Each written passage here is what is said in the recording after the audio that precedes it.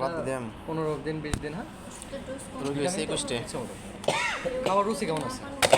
হাতি বাচ্চি তাহলে এই যে একটা আপনি ট্যাবলেটটা খান, তাহলে জ্বর পরবর্তীতে হ্যাঁ, সব শরীরে ছুটি। অনেক সমস্যা থাকে।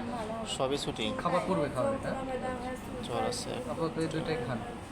নাম একটু বলুন। সিরাজুল ইসলাম 3টা জ্বর ডোজ কমপ্লিট না করলে মিরাজ থেকে কানে ব্যথা যদি কমে যায় 70 82